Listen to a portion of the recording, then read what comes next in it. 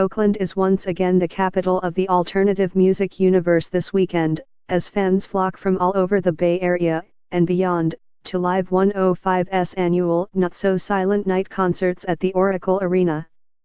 This year's lineup, as per usual, is loaded with big-name acts, including The Killers, The Lumineers, Weezer, and Portugal. The Man Others acts on the two-night bill include Vance Joy, Manchester Orchestra, Wellesley Arms, Foster the People, Walk the Moon and Alice Merton. The two-night shindig kicked off on December 8, with a decidedly folk-pop vibe thanks to the Lumineers and Vance Joy. The other main attraction of the night was Portugal. The Man, yes, the band stylizes its name by adding a period in the middle. And, no, I don't like it either.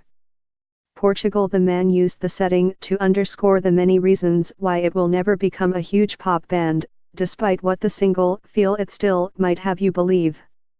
Oh, sure, Feel It Still is a fantastic pop number. Indeed, the omnipresent smash which has spent more weeks at No. 1 on the alternative songs chart than any other tune should have been nominated for Record of the Year at the upcoming Grammys. Here's what the fans were waiting for at Portugal. Themen performs Feel It Still at number Live 105 NSSN at Oracle Arena at livenations.twitter.com/06460BJB3X. Jim Harrington, at Jim the Critic, December 9, 2017. But the sleek soul pop number isn't representative of the band's overall sound. And they show no sign of trying to travel further down that direction.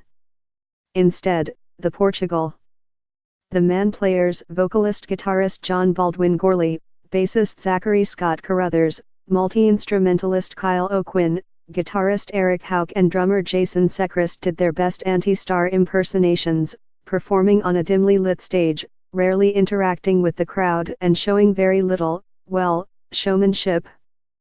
And here's a big surprise, the worst song of the set was the song that should have been the highlight of the entire evening.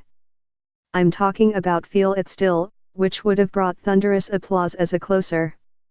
Instead, Portugal the Man played it early in the set and seemed to rush through it, like it was an obligation that the band only begrudgingly fulfilled. Plus, the live take didn't sound anywhere near as good as the studio version. Talk about a missed opportunity.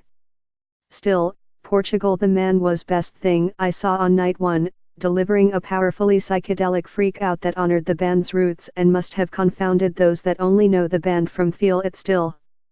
The group sounded heavy enough to play with Black Sabbath as it opened the set with mighty Metallica's For Whom the Bell Tolls, which eventually transitioned into an even more convincing cover of Pink Floyd's Another Brick in the Wall, Part 2, and then Portugal the Man's own Purple Yellow Red and Blue. Cool at Portugal themen covers at Pink Floyd at Live 105 number NSSN at Oracle Arena at livenations.twitter.com/SW1ASA06FE. Jim Harrington, at Jim the Critic, December 9, 2017. The music was wild and swirling, accompanied by some great visuals, such an old-school liquid light display that seemed borrowed, via Time Machine, from a Fillmore gig in the late 1960s.